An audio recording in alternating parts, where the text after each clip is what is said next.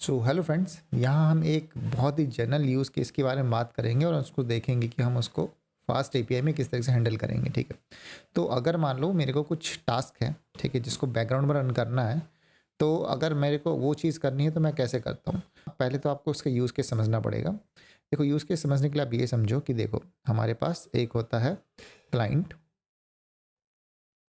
And client code भी anything, right. और हमारे पास होता है सर्वर। ठीक है, अब हमारा मेन क्या होता है, मोटिव मोटिव हमारा ये होता है कि जब भी हमारा क्लाइंट हमारे सर्वर पे रिक्वेस्ट करे, ठीक है, रिक्वेस्ट करे, तो जो रिस्पॉन्स है, रिक्वेस्ट और रिस्पॉन्स के बीच में जो टाइम लगता है, ठीक है, जो टाइम लगता है वो मिनिमम हो, ठीक है, कम से कम हो। अब होता क्या है, कई सारे ऐसे टास्क होते हैं जिसमें कि ये टाइम ज़्यादा लगता है, ठीक है, जो कि यूज़र के एक्सपीरियंस को मतलब उतना बेटर नहीं करता। ठीक है, तो किस तरह के टास्क होते हैं, फॉर एग्जांपल एक पहला तरह का ये टास्क ले लो कि अपने को कोई नोटिफिकेशन सेंड करना है किसी को, ठीक है, किसी इवेंट पर।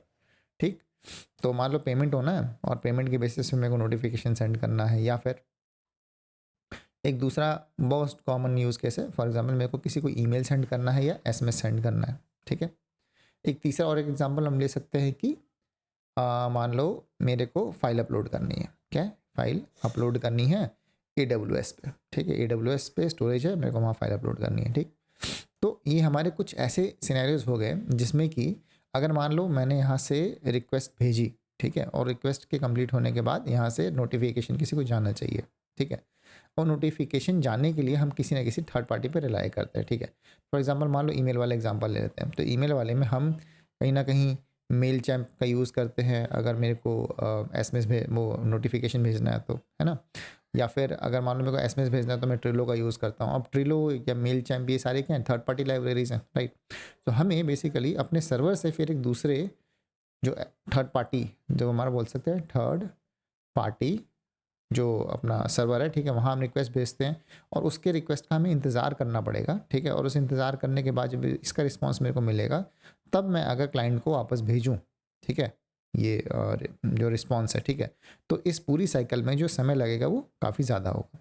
ठीक है, सेम अगर मेरे को फाइल अपलोड करनी है AWS पे, अगर मेरी फाइल का साइज़ छोटा है, ठीक है, हो सकता है कि 10 MB का, ये 10 MB तो नहीं, मतलब KB में मेरी साइज़ है, ठीक, तो प्रोबेबली हो सकता है कि पहले मेरा जब क्लाइंट यहाँ फाइल अपलोड करने के लिए सर्वर पर रिक्वेस्ट भेजेगा, तो सर्वर जाएगा AWS के पास, वहाँ से कनेक्शन सेटअप करेगा, फिर S3 बकेट को ओपन करेगा, उसके बाद फिर वहाँ फाइल अपलोड करेगा, फिर यहाँ से रिस्पांस जनरेट होगा जो हमारे सर्वर पे आएगा, और फिर हम सर्वर से क्लाइंट को रिस्पांस भेजेंगे। ठीक है, तो ये पूरी साइकिल में जो टाइम है वो इंक्रीज़ हो जाता है।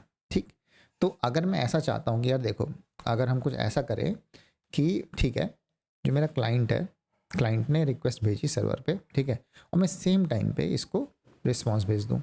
ठीक है, क्या कर दूँ मैं, सेम टाइम पे इसको रिस्पांस भेज दूँ। यहाँ से रिक्वेस्ट आई और उसे सेम टाइम पे रिस्पांस भेज दिया, मतलब रिक्वेस्ट आते ही मैंने रिस्पांस वापस भेज दिया। इसका मतलब टाइम जो ड्यूरेशन लगा वो क्या होगा, मिली सेकेंड्स में, बहुत मिली सेकेंड्स में कुछ, या फिर माइक्रो सेकेंड्स में हमारा टाइम लगा।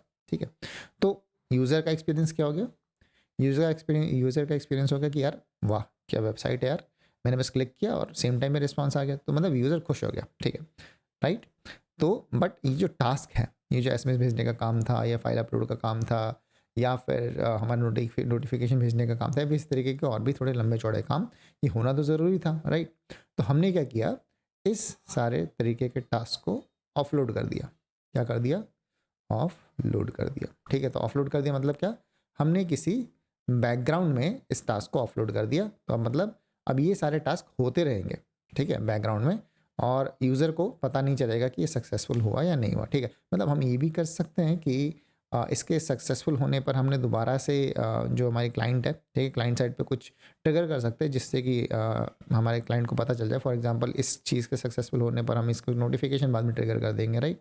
तो इस तरह के सिनेरियोज हो सकते हैं based upon business use cases. ठीक है, बट क्वेश्चन ये आता है कि ठीक है, हमने कहा कि हम कुछ ऐसा यूज़ कर रहे हैं जो कि बैकग्राउंड में इस टास्क को रन करेगा और सेम टाइम में हम इसका रिस्पॉन्स भेज देंगे। ठीक है, तो वो क्या चीज़ है पाइथन के अंदर, ठीक है, पाइथन में भी हम बोलेंगे फास्ट एपीआई में, फास्ट एपीआई में ऐसी क्या चीज़ है जिससे आप इस तरीके के बैकग्राउंड टास्क हैंडल करते हो। ठीक है, तो इसी को हम यहाँ देख रहे हैं। ठीक, ठीक है, तो हम यहाँ से क्या करते हैं, इसको समझने के लिए यहाँ से इसको कॉपी, हम यहाँ से इसको कट कर लेते हैं थोड़ी सी चीज़ को। ठीक है, और अपने करंट पेज में ऐड कर देते हैं। ठीक, अब हम यहाँ देखते हैं। ठीक है, तो यहाँ देखो, यहाँ हमने क्या किया, तो हमने सबसे पहले बैकग्राउंड टास्क को इंपोर्ट किया फास्ट एपीआई से। ठीक है, यहाँ से अपन ने बैकग्राउंड टास्क को निकाल लिया।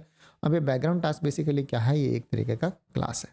ठीक है, और इस क्लास के अंदर बहुत सारे मेथड होंगे। ठीक है, तो अब हम क्या करते हैं, हमें सबसे पहले इस क्लास को इसको यूज़ करना पड़ेगा। इस क्लास को यूज़ करेंगे, मतलब इसका एक इंस्टेंस क्रिएट करेंगे। तो यहाँ अगर आप देखोगे तो फॉर एग्जांपल हमने एक सेंड नोटिफिकेशन नाम का एंड पॉइंट बनाया है। ठीक है, अब यहाँ हम बेसिकली इसका एक इंस्टेंस बना रहे हैं और इसका जो भी इंस्टेंस बनेगा उसको हम इस बैकग्राउंड टास्क नाम के वेरिएबल में स्टोर करा रहे हैं। ठीक है, अब यहाँ जब हम इसको स्टोर करा रहे हैं, आई गेस अब आपको ज़्यादा अच्छे से देखेगा। ठीक है, तो यहाँ हमने क्या कर दिया, इस बैकग्राउंड टास्क के अंदर इसको स्टोर करा दिया, इसके इंस्टेंस को। अब इसमें जब मैंने इंस्टेंस बनाया, इसमें एक मेथड होता है, क्या, ऐड टास्क नाम का मेथड होता है। ठीक है, क्या, ऐड टास्क नाम का मेथड होता है। ठीक है, अभी जो ऐड टास्क नाम का मेथड है, इसके अंदर हमारे पास जो फर्स्ट आर्गूमेंट जाता है, ठीक है, वो क्या होता है, वो टास्क होता है जो इसको हम ऑफलोड करना चाहते हैं।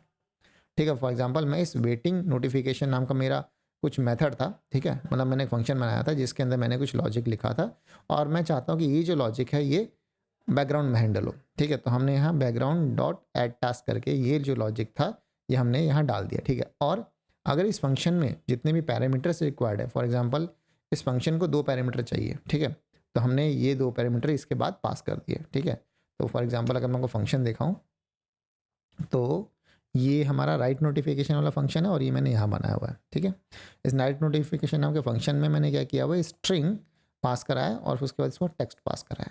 ठीक है, तो इसमें 2 आर्गूमेंट्स लगेंगे। ठीक है, इसके 2 बेसिकली आप बोल सकते हो, हाँ इसके 2 आर्गूमेंट्स हैं। इसके 2 पैरामीटर्स है, पहला मेरा पैरामीटर है ईमेल और दूसरा है टेक्स्ट। तो मेरे को इसमें 2 पैरामीटर पास करने, राइट। तो आप देखो मैंने कैसे पास किया, सबसे पहले तो मैंने डॉट ऐड टास्क किया और ऐड टास्क के बाद फिर मैंने यहाँ पहले फंक्शन का नाम दे दिया, उसके बाद जिसमें जो भी मेरे को आर्गूमेंट पास करना है वो मैंने यहाँ पास कर दिए। ठीक है, अब बेसिकली क्या होगा, जैसे आप इस पर रिक्वेस्ट करोगे, ठीक है, तो ये जो बाकी सारे जो टास्क है ईमेल सेंड करने का या फिर मैंने जो भी इसके अंदर लॉजिक लिखा है, ठीक है, फॉर एग्जांपल यहाँ मैंने क्या लॉजिक लिखा है, यहाँ मैंने बोला है कि यार एक आउटपुट डॉट txt नाम की फाइल या तो होगी और नहीं होगी तो आप बना लेना। ठीक है, बनाने के बाद उसमें जो भी मैं यहाँ टेक्स्ट आपको दूँ उसको अपेंड कर देना। ठीक है, अब टेक्स्ट में क्या आ रहा है, जो भी टेक्स्ट मैसेज है, ठीक है, उसको इस फाइल में अपेंड कर देना। ठीक है, तो इस तरीके का मैंने एक स्ट्रिंग बनाया और वो जाके इस फाइल के अंदर ऐड हो जाएगा। ठीक, अगर आप चाहते हो तो मैं इसको रन करके भी दिखा सकता हूँ। चलो रन कर लेते हैं। सबसे पहले मेरे को जाना पड़ेगा प्रोजेक्ट के अंदर .env फाइल के अंदर। ठीक, तो मैं सबसे पहले करता हूँ .venv slash scripts slash activate .ps1, right, और यहाँ हम इस ना फाइल को रन करेंगे। तो हम लिखेंगे uv कॉन और उसके बाद हम अपना मेन के अंदर हैं और ऐप को रन करना चाहते हैं और रीलोड करना चाहता हूँ जब भी कोई चेंजेस हो। ठीक है, सॉरी रीड लिख दिया मैंने, रीलोड लिखना है मेरे को, राइट। ओके, तो अब मेरा जो एप्लीकेशन है ये इस 8000 में चल गया। ठीक है, तो हम एक बार इसको ओपन कर लेते हैं, राइट। तो देखो ये 8000 पे है, तो हम स्वैगर जो हमारा स्वैगर UI है उसको खोलेंगे, /docs पे स्विच कर जाते हैं और यहाँ अगर आप देखोगे तो हम अपने फर्स्ट इस API को ट्रिगर करेंगे, राइट। और अगर आप इस आउटपुट टेक्स्ट के अंदर देखोगे तो अभी काफ़ी सारी चीज़ें, मैं फ़िलहाल के लिए इसको डिलीट कर देता हूँ, सेव कर लेता हूँ। ठीक है, और मैं इस फाइल के ऊपर रखता हूँ। ठीक है, तो अब हम क्या करेंगे, जैसे ही इस सेंड नोटिफिकेशन को हिट करेंगे, ठीक है, तो आप देखना मैं ट्राई इट आउट करता हूँ। हम यहाँ कुछ ईमेल दे देते हैं, फॉर एग्जांपल मैं इस ईमेल पे सेंड करना चाहता हूँ, सॉरी इस पे नहीं करूँगा, मैं मान लो इस ईमेल पे कुछ सेंड करना चाहता हूँ। ठीक है, और मैसेज में क्या सेंड करना चाहता हूँ, समथिंग समथिंग समथिंग। ठीक है, तो ये मैं मैसेज वहाँ सेंड करना चाहता हूँ, राइट। तो अब जैसे ही मैं इस पर एग्जीक्यूट पे क्लिक करूँगा, ठीक है, तो अब देखो ये जाके यहाँ ऐड हो गया। ठीक है, नोटिफिकेशन फॉर mentor@gmail.com एंड ये मेरा मैसेज आ गया। ठीक है, और ये कहाँ से बन रहा है, ये बन रहा है यहाँ से। ठीक है, ये बन रहा है मेरा मैसेज से। ठीक, तो यहाँ पे हमने इसको ट्रिगर किया, यहाँ हमने ईमेल भेज दिया, टेक्स्ट भेज दिया। और अगर आप राइट नोटिफिकेशन में देखोगे तो हमने यहाँ लिखा, हमने यहाँ बनाया एक स्ट्रिंग, नोटिफिकेशन फॉर ईमेल पहले आएगा, फिर कॉलन और उसके बाद टेक्स्ट, राइट। तो ये जाके यहाँ ऐड हो गया। ठीक, अब मैं आपको 2 चीज़ें और दिखा देता हूँ। ठीक है, फॉर एग्जाम्पल अगर मैं दोबारा से इसको हटा दूँ और मैं लिखता हूँ समथिंग न्यू, राइट। अब मैं इसको एग्जीक्यूट करता हूँ तो यहाँ इस आउटपुट नाम के फाइल के अंदर दोबारा से ऐड हो गया। ठीक, तो इसमें क्या हो रहा है, अपेंड हो रहा है। अब ये अपेंड क्यों हो रहा है, क्योंकि हमने यहाँ जो जब हमने इस फाइल को ओपन किया, ठीक है, इस output.txt नाम के फाइल को ओपन किया, तो हमने यहाँ ए टैग का यूज़ किया। ठीक है, तो ए टैग क्या करता है, ए टैग बता रहा है कि इसको अपेंड करना है, मतलब जो भी फाइल में है उसमें ऐड कर दो, राइट।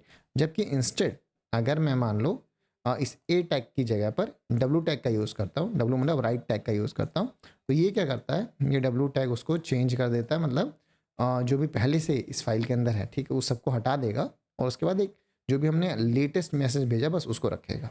ठीक है, फॉर एग्जांपल हमने यहाँ राइट ईमेल कहाँ यूज़ किया है, तो यार हमने राइट ईमेल यूज़ किया हुआ है इस नोटिफिकेशन स्लैश ईमेल वाले में, राइट।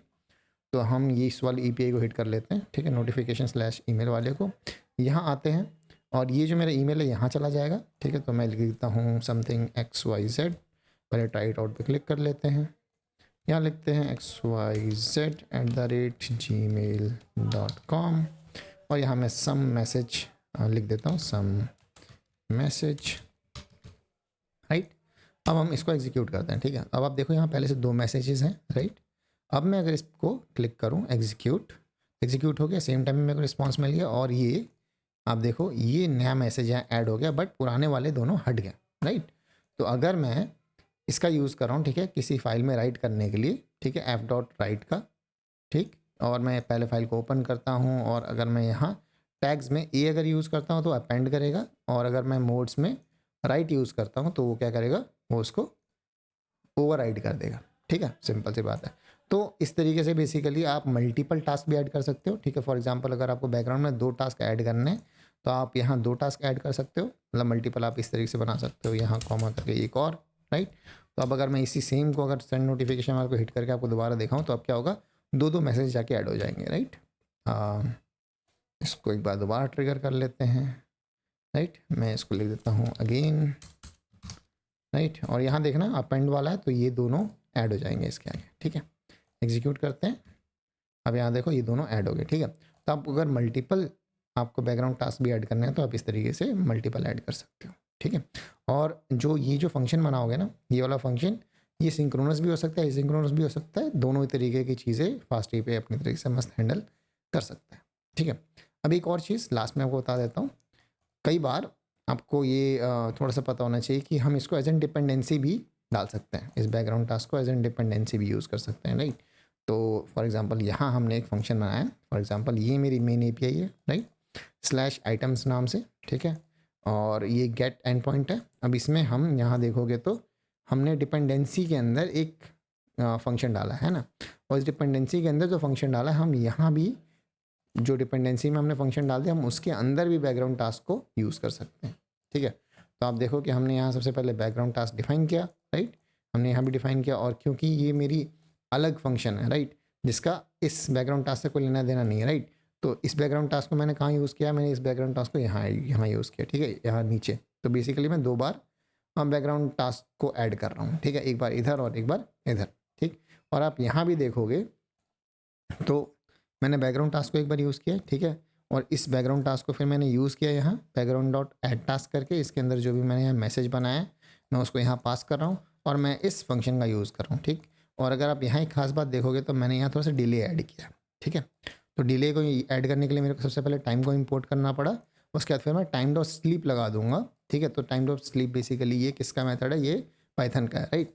तो आप पाइथन का इस टाइम डॉट स्लीप से बेसिकली डिले ऐड कर लेते हो, राइट।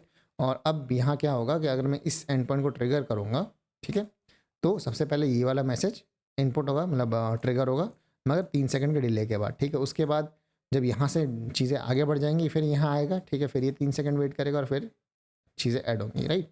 तो ये दोनों ही चीज़ें यहाँ से भी ऑफलोड हो जाएगा बैकग्राउंड टास्क पे, और यहाँ से भी इस इक्वेशन मतलब यहाँ इस गेट क्वेरी के अंदर जाने के बाद भी ये भी हमारा इसी मतलब दोनों सेम इसी राइट लॉक्स को टारगेट कर रहे हैं, यहाँ भी और यहाँ भी। ठीक है, तो बेसिकली ऐड इसी आउटपुट फाइल के अंदर होंगे, बट होना क्या है, होना ये है कि यार इस जगह पर हमारा डिले लगा हुआ है। ठीक है, तो पहले ये वाला ट्रिगर होगा और उसके बाद फिर ये वाला ट्रिगर होगा, यहाँ मैसेज अलग है और यहाँ मैसेज अलग है। ठीक है, यहाँ अगर आप देखोगे मैसेज मैसेज मैसेज मैसेज, यहाँ मैसेज अलग है और यहाँ मैसेज अलग है। ठीक है, तो मैं इसको एक बार ट्रिगर करके आपको दिखा देता हूँ। ये हमारा आइटम्स वाला राउट हो गया। ठीक है, तो हम यहाँ मान लो इसको टाइट इट आउट करते हैं और हम अपना कुछ क्वेरी लिख देते हैं, राइट, और हम इसको एग्जीक्यूट करते हैं।